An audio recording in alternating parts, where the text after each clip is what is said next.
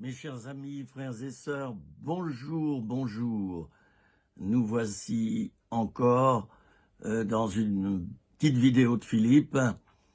Et cette fois-ci, pour parler, mais oui, de la prise de la France. Ah! Alors, vous allez peut-être me croire présomptueux, peut-être un peu orgueilleux, en pensant que je vais un petit peu trop loin dans cette affaire. Nous sommes à 2 mois maintenant des élections présidentielles et notre pays à l'heure actuelle est un petit peu comme la ville de Jéricho autrefois. Cette histoire est relatée dans le livre de Josué au chapitre 6. Le thème de ma vidéo de ce jour est celui-ci: la prise de la France sera d'abord spirituelle, comme celle de la ville de Jéricho. La France, un territoire d'environ 67 millions d'habitants. Elle est belle, notre France, j'allais dire ma France, tellement je l'aime. Elle est belle, la France. Elle a une histoire tout à fait particulière. Et je pense que Dieu lui a donné, spirituellement, un appel bien précis. Vous l'aurez remarqué, notre France va mal à l'heure actuelle. Elle va très très mal et je ne parlerai pas ici du point de vue économique, je ne parlerai pas ici du marché du travail et de quantité d'éléments qui me montrent que la France va très mal. Je l'ai dit déjà dans d'autres vidéos, la France se porte très très mal, mais d'abord par son état d'esprit. Les différents présidents qui se sont succédés à sa tête ont, et de plus en plus, et en ce moment-là, maintenant, dans cette mandature, c'est le bouquet, j'allais dire, eh bien, ont insufflé chez les Français un état d'esprit qui n'est pas du tout le bon. Les Français se divisent. Dans certains endroits, on s'entretue même. Oui, l'état d'esprit qui est insufflé dans notre beau pays de France n'est pas celui de la France. Liberté, égalité, fraternité. Et là, je parle de mon beau pays, d'abord, en l'évoquant en tant qu'homme. Cet état d'esprit de liberté, d'égalité, de fraternité n'existe plus, ou presque plus. Et il nous faut, chers amis, revenir à nous-mêmes et réfléchir. Ce qui manque le plus à la France à l'heure actuelle, c'est le discernement, chers amis. Le discernement. Beaucoup ne discernent pas les pièges dans lesquels on l'a enfermé. Je dis bien enfermé. Comme la ville de Jéricho. Josué, chapitre 6, verset 1er, vous lisez avec moi, Jéricho était fermé et barricadé devant les enfants d'Israël. Personne ne sortait et personne n'entrait. Ah, c'est intéressant d'avoir ce renseignement. Vous le savez, vous connaissez vous-même l'histoire biblique. Le peuple d'Israël avait vécu 40 années dans le désert et même davantage. Et Dieu avait fait depuis longtemps la promesse aux patriarches qu'il donnerait à Israël un pays, un lieu, la terre promise. Alors Josué, qui était le grand adjoint de Moïse, qui avait été formé par Moïse, Josué, à la mort de Moïse, va prendre la succession. C'est jamais facile de prendre une succession. Et dans le premier chapitre du livre de Josué, que voyons-nous, que lisons-nous? Eh bien, le leitmotiv, c'est « Ne crains pas, Josué, ne crains pas, Josué, ne crains pas, Josué ». Pourquoi est-ce que Dieu se sentira obligé de dire sans cesse à Josué « Ne crains pas ». C'est parce qu'il a la trouille. C'est vrai, il a été formé à l'école de Moïse, mais il y a une différence entre être adjoint d'un ministère et s'avancer tout seul ensuite, sans être accompagné. Josué a peur. C'est un peureux de nature. D'ailleurs, Dieu choisit toujours des faibles et des fragiles pour rentrer à son service. Nous le savons, nous qui sommes dans le service de Dieu, nous avons été choisis parce que, justement, nous n'avons pas la capacité de servir Dieu et de faire ce qu'il nous ordonne de faire. Et comme nous n'en avons pas la capacité, bien au contraire d'ailleurs, nous sommes obligés de recourir à Dieu constamment, jour après jour, pour recevoir cette capacité qui vient d'en haut. Et c'est bien. Alors Josué était un homme comme Gédéon, un petit, et c'est cela la condition pour servir Dieu, chers amis, c'est d'être petit et de rester petit, de rester humble. Josué est un homme humble. Et voyez-vous, son point fort, c'est lequel? C'est qu'il va constamment consulter Dieu, comme Moïse d'ailleurs, avant d'entreprendre quelque chose pour Dieu et par Dieu. Ah, Josué a manqué une fois de consulter Dieu. C'est juste avant la prise d'Aï. Ceux qui connaissent les textes bibliques se reporteront à Josué 7 et les chapitres suivants. Eh oui, le rôle de Josué, c'est de prendre des forteresses, chers amis. Des forteresses imprenables. La ville d'Aï, eh bien, c'est la deuxième ville que Josué va essayer de conquérir. Il commet là une grave erreur, c'est de ne pas consulter Dieu. S'il avait consulté Dieu, le Josué, Dieu lui aurait parlé et lui aurait dit « Attention, vous ne pourrez pas prendre cette ville parce qu'il y a au milieu de vous une famille, notamment un homme, Akan, qui a désobéi et qui a volé des choses qui devaient être dévouées par interdit à l'Éternel. » Dieu aurait prévenu Josué. Et savez-vous, 36 hommes auraient eu la vie sauve suite à cela. Ben oui. Alors Josué n'a pas consulté Dieu. Il a foncé comme un taureau. En quelque sorte, il s'est appuyé sur son expérience plus que sur Dieu. Il s'est appuyé sur la victoire précédente, qui était retentissante et même historique, puisqu'on en parle toujours maintenant. Josué n'a pas consulté Dieu. Le peuple est monté pour prendre Haï et s'est fait battre à plate couture, 36 morts. 36 morts. Bon, je reviens à la prise de Jéricho, mes amis. Je reviens à cette prise de Jéricho. Elle est très importante, cette prise de Jéricho, parce qu'elle nous montre que c'est d'abord spirituellement qu'on s'empare des forteresses humaines. C'est d'abord spirituellement. Et voyez-vous, ceux qui s'appuient d'abord sur leur parti politique pour remporter les élections présidentielles se trompent.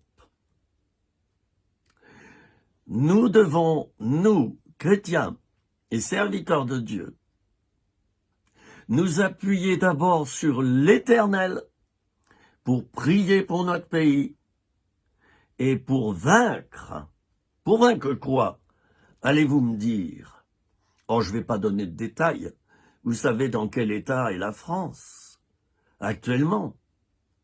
Elle est à terre, chers amis. Elle est soumise au règne, et je résume, au règne de la peur. Les gens tremblent. Ils ont peur. On leur a insufflé la peur. Et c'est triste. Gouverner par la peur, c'est toujours le signe d'une grande faiblesse personnelle. Je n'en dirai pas plus, je ne suis pas venu parler politique au travers de cette vidéo, mais je vous donnerai le conseil à vous, amis français qui me regardez, françaises et français, votez bien au mois d'avril. Votez bien. Votez pour la libération de la France, qui est prisonnière à l'heure actuelle.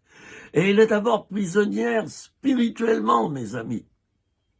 Nous avons tort de penser que ce qui fait barrage, c'est un homme, c'est un président, c'est un parti politique, c'est un gouvernement, mais pas du tout. Ce qui fait d'abord barrage, chers amis, c'est l'adversaire de nos âmes, Lucifer, qui a cherché à prendre la France dans ses griffes. Il y est en partie parvenu, je dis bien en partie parvenu, car c'est sans compter sur la prière des chrétiens. Ta prière, mon ami, toi qui me regardes, votre prière à vous tous, qui me regardez maintenant, la prière est d'une immense efficacité, dit la Bible. Et notons bien que la prière fait partie des armes spirituelles du combat. Relisez le chapitre 6 du livre aux Éphésiens. C'est Paul qui s'adresse aux Éphésiens. Et il dresse là une nomenclature de toutes les armes spirituelles dont devrait être armé le chrétien et l'Église pour remporter des victoires spirituelles. Chers amis, la France n'est pas imprenable. Je le redis ici. La France n'est pas une citadelle imprenable et tous ceux et celles qui vont baisser les bras et qui vont rester dans la peur ne remporteront pas la victoire, malheureusement. Dieu cherche des hommes et des femmes qui auront le culot de s'opposer spirituellement à l'adversaire qui plane à l'heure actuelle au-dessus de la France. Il y a mis ses griffes, il a cherché à emprisonner le peuple, il a cherché à le plonger dans une idéologie mortifère, destructrice. Je ne la décrirai pas ici. Vous la connaissez comme moi, si vous avez un tant soit peu du discernement, car malheureusement, je discute parfois avec des chrétiens qui n'ont pas ce discernement. Et ça me rend triste parfois. Mais justement, ça me booste parce que je me dis, eh bien, tous ceux qui ont reçu un discernement spirituel durant cette préparation des élections présidentielles vont se grouper et c'est par ce petit nombre que la victoire nous sera donnée, chers amis. Vous allez me prendre pour un rêveur, un idéaliste. Vous allez me dire, mais les dés sont jetés déjà, les dés sont pipés. Tiens, est-ce qu'on trouve cela dans la Bible, chers amis? Restons bibliques. Est-ce que Jésus, en venant sur la terre, lui le Fils de Dieu, a proclamé dans ses discours, les dés sont jetés déjà, Satan a déjà remporté la victoire, tout est faussé à l'avance, et c'est Satan qui remportera la victoire? Est-ce qu'il a eu ce discours? dans le désert, au début de son ministère, il dira à Satan, « Retire-toi, Satan !» Et il dira à l'apôtre Pierre, qui lui dit des âneries, « Tes pensées me sont en scandale. » Et il nommera Satan dans sa réplique à l'apôtre Pierre. Chers amis, c'est vrai qu'humainement, c'est foutu. C'est fichu. Nous avons affaire à une équipe mondiale qui se rassemble pour prendre le pouvoir mondial. C'est évident. Moi, ça fait 2 années que je réfléchis et je me dis, mais derrière cette pandémie, il y a autre chose. Et vous le savez, un arbre peut cacher une forêt. Eh bien, la forêt, moi, j'ai mis du temps pour l'apercevoir. Au début, je regardais l'arbre, puis j'ai découvert la forêt. Chers amis, nous sommes devant un plan machiavélique qui destine les populations mondiales à être gouvernées par quelques riches qui auront le pouvoir. Je n'en dis pas plus. Ici en France, nous sommes en plein combat dans ce sens. Et moi, j'aimerais affirmer ici que cette idéologie mortifère ne passera pas. Ou elle passera peut-être à la toute dernière fin des temps, car ce qui doit arriver arrivera bien sûr. Mais en attendant, nous pouvons ralentir le processus et même nous y opposer, chers amis. Ne soyez pas fatalistes, défaitistes. À l'heure actuelle, nous les églises, nous avons tort. La plupart des chrétiens, et là j'évoque ici les chrétiens évangéliques, ont donné leur démission spirituelle. Ils se sont renfermés dans leurs églises en pensant « advienne que pourra ». Moi, je me protège dans mon église, je reste en prière et basta. Le reste, ça ne me concerne pas. Ce qui devra arriver, arrivera. Et c'est là le point faible de nos églises évangéliques à l'heure actuelle. C'est que nous avons renoncé, chers amis, par lâcheté et par peur des autorités. Nous avons renoncé. Si Jésus avait renoncé de cette manière au jardin de Gethsémane, il ne serait pas monté sur la croix et il n'aurait pas remporté cette magnifique victoire qui l'a conduit à la résurrection, qui l'a conduit à la victoire définitive sur Satan, qui l'a conduit au pardon des péchés des hommes, au salut éternel qu'il offre toujours, de nos jours, à celui qui veut bien se repentir de ses péchés et l'accepter comme sauveur et Seigneur. Alors, mes amis, si les Israélites, devant cette ville de Jéricho, qui était imprenable, je vous ai lu le verset 1er, elle était fermée et barricadée. Fermée et barricadée. 2 éléments différents.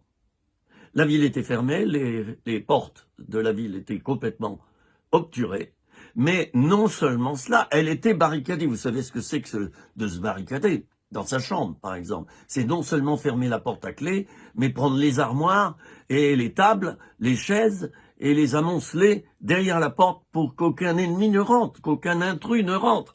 Tel était l'état de la ville de Jéricho avant qu'elle soit prise par les Israélites qui n'ont pas utilisé du tout leurs armes. Du tout. Ils ont utilisé la louange, chers amis. D'abord la repentance, et Josué a pris soin de demander au peuple de se sanctifier d'abord, de se purifier. Et puis il y eut la louange, chers amis. Et je vous invite à rentrer dans ces dernières semaines qui nous restent, dans un combat spirituel dans ce sens. La France n'est pas imprenable. Elle est une Jéricho à l'heure actuelle.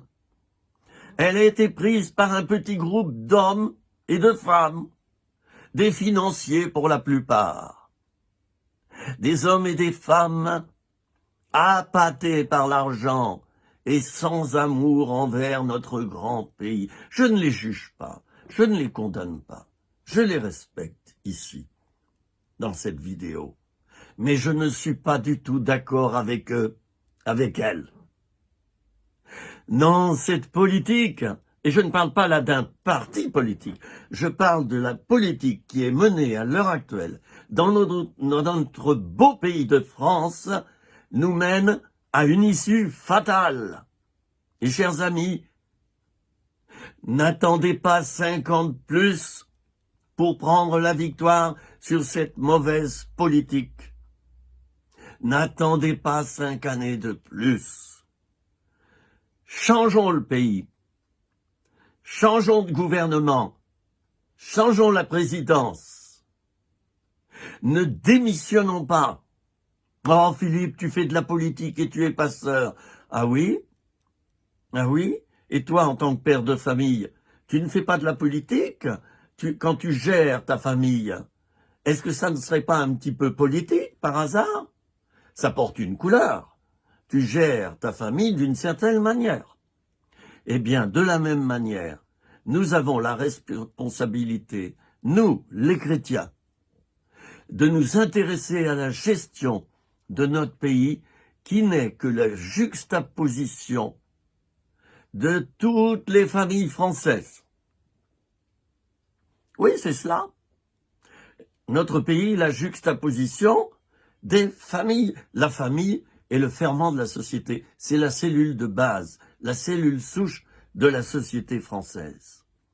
Je vous invite, dans cette période, oui, à faire de la politique, car votre discernement entraînera automatiquement une prise de position politique. Je ne vous demande pas de militer pour tel ou tel parti. Je vous demande de vous mettre en prière pour remporter la victoire sur la France spirituelle qui malheureusement a été prise par l'adversaire pendant un temps. L'adversaire a investi la France. Les chrétiens se sont laissés faire. Notre tort à nous, je dis notre tort, parce que j'ai autant tort que vous. Notre tort à nous, c'est d'avoir laissé faire. Nous nous sommes, réfugiés dans nos assemblées, dans nos églises, dans nos murs, et nous nous sommes tus.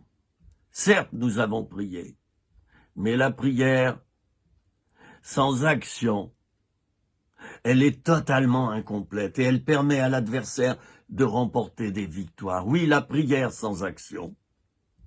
Eh bien, c'est comme si Jésus était resté à Gethsémane simplement à prier et qu'il n'était pas monté sur la croix, chers amis.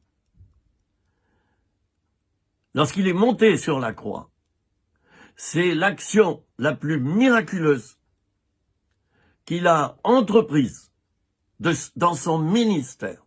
La prière sans action mène à la reddition, mène à la défaite spirituelle, mes amis, et vous le savez. Je vous invite, pendant les semaines qui vont suivre, à faire comme lors de la prise de Jéricho. Alors, je ne vais pas tout vous lire, ce chapitre 6 du livre de Josué, mais vous lire quelques versets. Vous lirez tout ce chapitre à la maison, d'accord? Vous me promettez, hein? Verset 2. Voici, je livre entre tes mains Jéricho et son roi, ses vaillants soldats. Voilà ce que Dieu dit à Josué. Faites le tour de la ville, vous tous les hommes de guerre. Faites une fois le tour de la ville. Tu feras ainsi pendant 6 jours. 7 sacrificateurs porteront devant l'arche 7 trompettes retentissantes. Le 7e jour, vous ferez 7 fois le tour de la ville. et les sacrificateurs sonneront des trompettes. Quand ils sonneront de la corne retentissante, quand vous entendrez le son de la trompette, tout le peuple poussera de grands cris. Alors la muraille de la ville s'écroulera et le peuple montera, chacun devant soi. Je ne lirai pas davantage de versets car le temps passe et j'aimerais me résumer maintenant. Josué ne s'est pas d'abord appuyé sur ces hommes de guerre. Et ils étaient nombreux. Je ne sais plus, cela est stipulé dans le chapitre précédent. Je crois qu'ils étaient 30 ou 40 000. Josué ne s'est pas appuyé sur ces hommes de guerre. Et voyez-vous, avant ces élections, chers amis, ne nous appuyons pas sur nous ou sur les systèmes mis en place pour remporter les élections. Certes, c'est bien et il fallait le faire. Il fallait qu'il y ait des hommes courageux et des femmes courageuses qui se lèvent comme candidats à l'élection présidentielle. Mais nous, chrétiens, ne nous appuyons pas d'abord sur ces structures pour remporter une victoire qui serait purement humaine et charnelle, et cela, Dieu ne le veut pas. Il désire que la victoire que nous remporterons sur la France et pour la France soit spirituelle. Il désire nous la donner lui, par ses moyens à lui. Et parmi les moyens, j'ai commencé à vous sensibiliser à cela. Il y a la repentance de nous tous. La repentance des églises, la repentance des fédérations protestantes, CNEF, repentez-vous avec nous, comme nous. Repentez-vous de vos péchés. Nous avons tous des péchés. Je ne vise personne. Je vise l'être humain. Je vise le chrétien. Je me vise moi-même. Nous avons tous des péchés, chers amis. Je n'accuse personne. Absolument personne. Ça, je devais le signaler. Je ne vise personne. Je ne suis pas anti-église. Je ne suis pas anti-clérical. Je ne suis pas anti-pasteur. Je suis simplement quelqu'un qui donne l'alarme, qui sonne de la trompette et qui dit l'instant est venu d'agir spirituellement sur la France. Mes amis, la première chose, c'est la repentance. La deuxième, c'est de ne pas utiliser des armes charnelles, mais des armes spirituelles, mes amis. Nos armes spirituelles, ce sont celles qui ont été utilisées à Jéricho. C'est la louange, c'est la proclamation de la victoire. Alors revenons à cette prise de Jéricho d'une manière technique. Le peuple d'Israël, soutenu par Josué, s'est mis en file indienne. Ils ont formé une immense colonne autour de Jéricho. Et que s'est-il passé? Eh bien, Dieu a donné l'ordre à Josué de procéder d'une certaine manière. Donc, de placer les hommes armés en tête du convoi sans qu'ils se servent de leurs armes. Et puis ensuite, Dieu a donné l'ordre que 7 sacrificateurs munis de 7 trompettes retentissantes se mettent à la suite des hommes armés dans le cortège et sonnent de la trompette, chers amis. Sonner de la trompette, qu'est-ce que c'est par rapport à nous, chrétiens, dans cette période de préparation à l'élection présidentielle? Il nous reste 2 mois.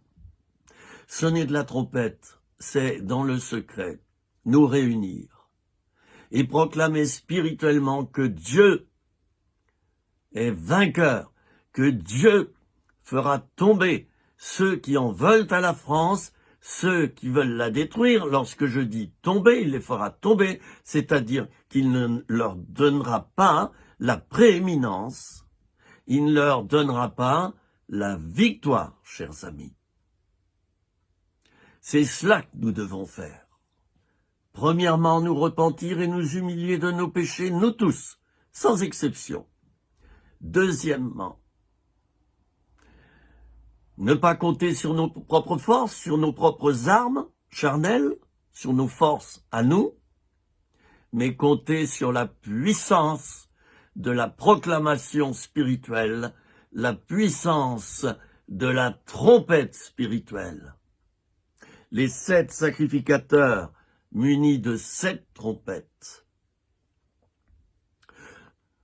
étaient en deuxième dans le cortège, puis l'arche de l'alliance, qui était sacrée, suivait les sacrificateurs, l'arche de l'alliance. Renseignez-vous pour savoir ce qui était contenu dans l'arche, et vous comprendrez mieux. L'arche de l'alliance suivait les sacrificateurs. Puis il y avait l'arrière-garde. L'arrière-garde, elle est très importante et dans notre cas, elle est composée de tous les chrétiens qui n'ont peut-être pas un appel à être des sacrificateurs devant le peuple, qui n'ont peut-être pas un ministère spirituel pur, mais qui sont une force essentielle en complément des ministères des sacrificateurs, de ceux qui tiennent des trompettes et qui en sonnent régulièrement, de ceux qui proclament sur Jéricho et sur la France que les murailles vont tomber, chers amis. Les murailles spirituelles de la France doivent tomber. Le problème est spirituel, ne nous voilons pas la face. Ne nous voilons pas la face, chers amis. Le problème est d'abord spirituel. Il n'est pas d'abord politique. Il n'est pas d'abord humain et charnel. Le problème est spirituel. Nous devons chasser les puissances malignes, les démons, les esprits méchants et mauvais qui ont investi la France, parfois de notre faute, à cause de notre démission spirituelle, parce que nous n'avons pas combattu le bon combat, qui était un combat spirituel. Ces puissances se sont installées, ont investi le pouvoir et sont en train de détruire notre nation. Mes amis, je vous invite à une proclamation et surtout à avoir une ferme assurance que Dieu va nous donner la victoire. Je vous invite à être actifs pendant cette période. Voyez-vous, les Israélites ont dû faire 7 fois, pendant 7 jours, je veux dire. Quand je dis 7 fois, c'est-à-dire une fois par jour, ils ont dû sortir, et d'ailleurs de bon matin, vous voyez. C'était pas des fainéants. C'était des travailleurs. C'était des hommes et des femmes actifs. Le premier jour, ainsi que jusqu'au 6e jour, ils devaient faire une fois le tour de la ville. Il nous reste à peu près 8 semaines, approximativement, avant les élections où nous allons aller voter et mettre un bulletin caché dans l'urne.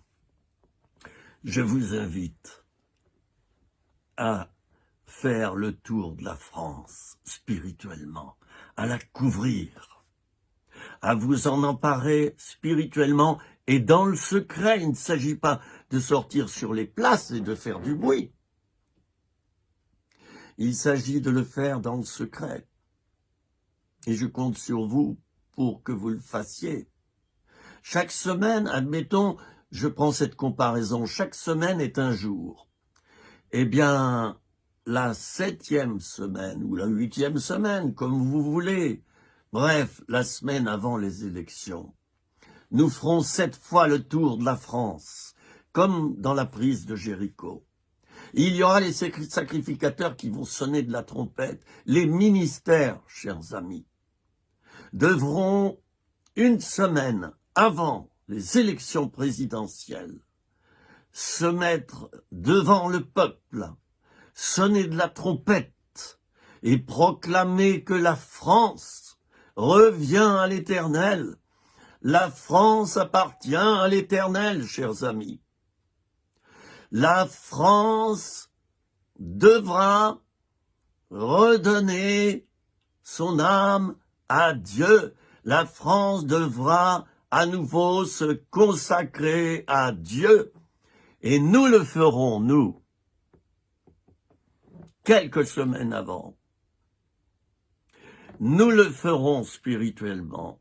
Nous proclamerons la victoire sur ces hordes de puissances sataniques qui ont investi la France dans le but de la faire tomber. Car le pays est prisonnier, chers amis. Je ne vise pas un homme dans mon propos. Je ne vise pas un parti. Je vise le camp spirituel de Satan que nous avons laissé, et honte à nous, honte à moi, nous avons laissé le camp spirituel de Satan, qui lui aussi a un plan pour la France. Nous l'avons laissé avancer, chers amis. Nous l'avons laissé investir l'Assemblée nationale, le Sénat, les ministères, Matignon et l'Élysée. Mais oui, rien que cela. Là, je suis dans le concret.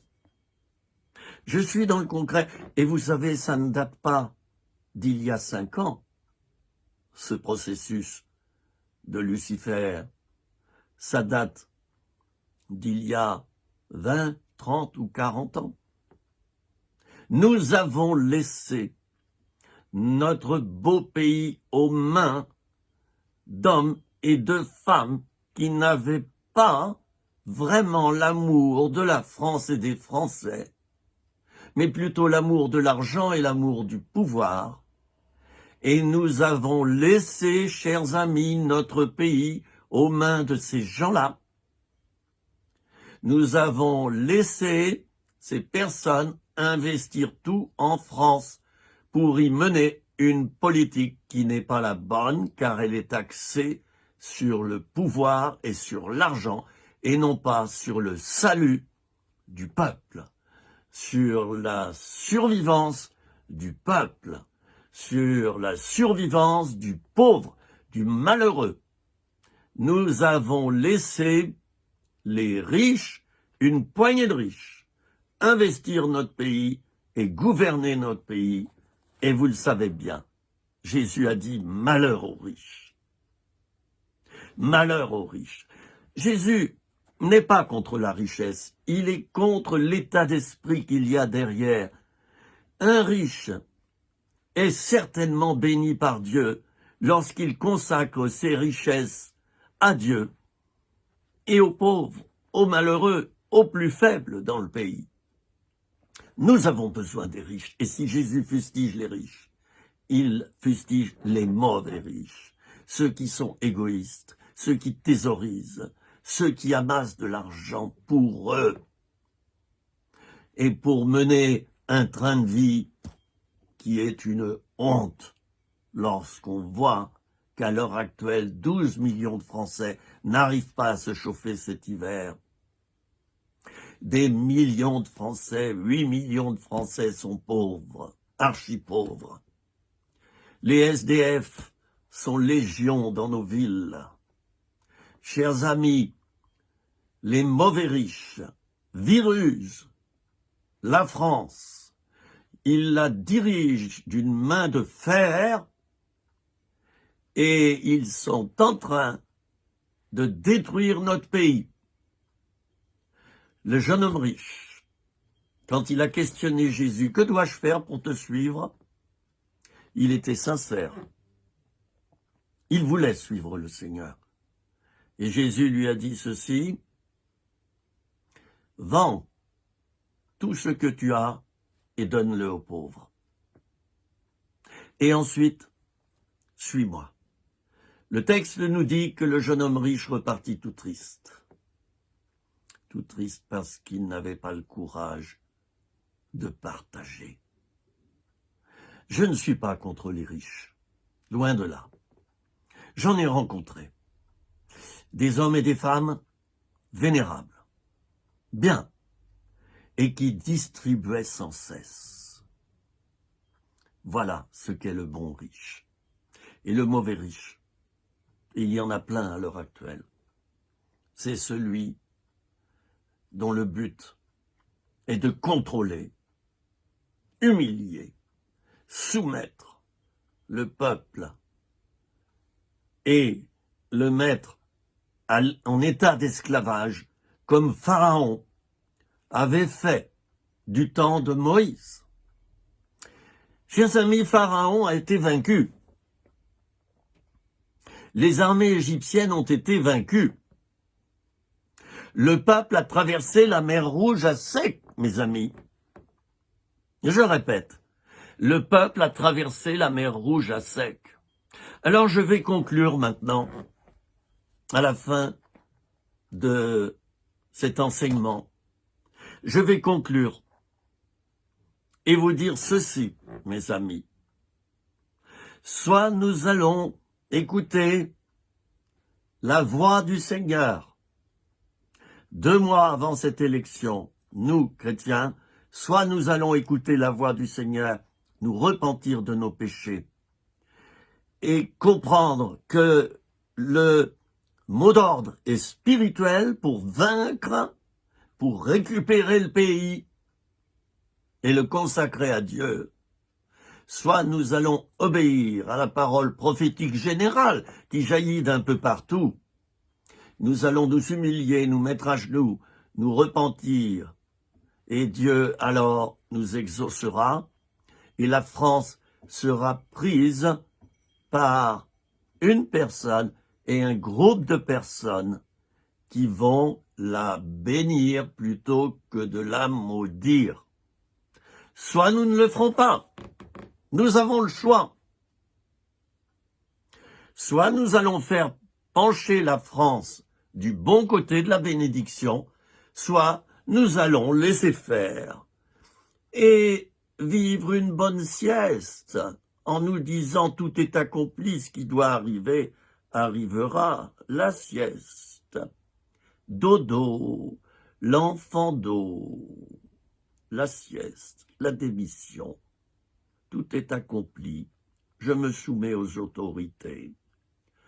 Je n'ai pas de responsabilité dans cette affaire. Je ne m'intéresse pas à la politique. Ben, c'est un tort. Parce que nous le voyons autrefois, l'URSS, le communisme, a tué les chrétiens. Si nous ne prenons pas nos responsabilités, chers amis, rapidement, dès aujourd'hui, si chaque chrétien dans sa maison, chaque famille ne se met pas en prière, nous perdrons le pays. Et je ne prêche pas là un parti politique, je ne parle pas d'un parti politique précis, ne vous méprenez pas. Lorsque je dis que nous perdrons, c'est nous les chrétiens. Nous perdrons la bénédiction qui veut descendre sur le pays. Mon point de vue est spirituel. Avec des incidences politiques, bien sûr.